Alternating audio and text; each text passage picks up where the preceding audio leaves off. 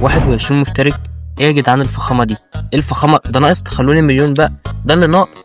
ما طالما وصلتني 21 مشترك ده اللي ناقص بقى مليون معروف. 20 21 مليون. اشتركوا بقى عشان عايز اوصل مليون. قبل ما نبدأ احب اشكر الناس ديت علشان هي اللي بتخليني اكمل في المحتوى، وعلشان مش هطول عليكم اكتر من كده يلا ندخل على الشرح. اول حاجة هندخل على برنامج انشوت.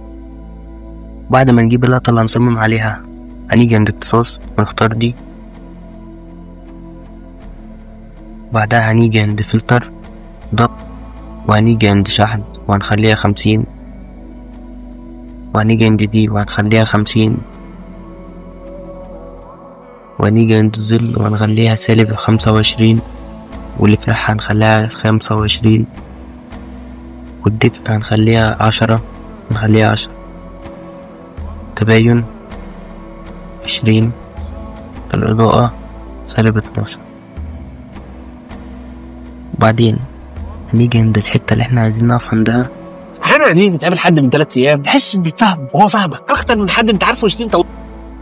لا بس عند الحتة اللي احنا عايزين نخليها الخلفية اسود هنعمل تقسيم. بعدين هنيجي ندوس على الزائد ونختار دي، وهنخش على الصوت والموسيقى، نختار الأغنية اللي هنصمم هنحطها في الخلفية ونظبطها على قدها بالظبط. بعدين هنيجي عند الحتة دي بالظبط ونطلع ونجيب دي نصغرها على قدها، ونيجي نخش تاني على الصوت ونعمل لها تقسيم. نيجي عند أول واحدة وندوس هنا حجم الصوت نخليها على الآخر. دي هنرجع نكتب كلمة كلمة هنا، وهنظبط الخط واللون والإضاءة والتوهج هنخليه 20، اللون أبيض نفس اللون النص، يعني لو عملنا النص أصفر هنخليه طارس. هنا نختار دي ونحطها في أي مكان.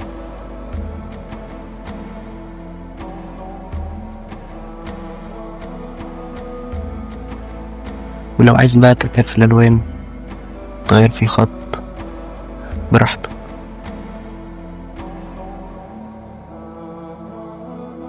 مثلا نجيب الخط ده ونحطهم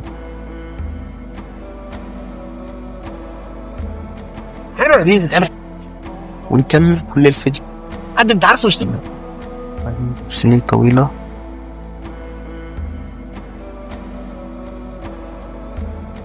ونختار خط مثلا ده ونطلع نخش هنا ونجيب خلفية سودة.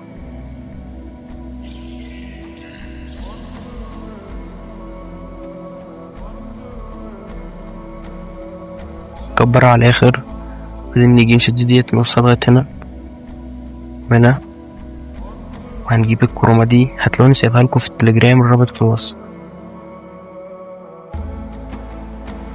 وهنظبطها طويله. ودي كانت حلقة النهاردة. يا ريت تشتركوا في القناة وتفعلوا زر اللايك.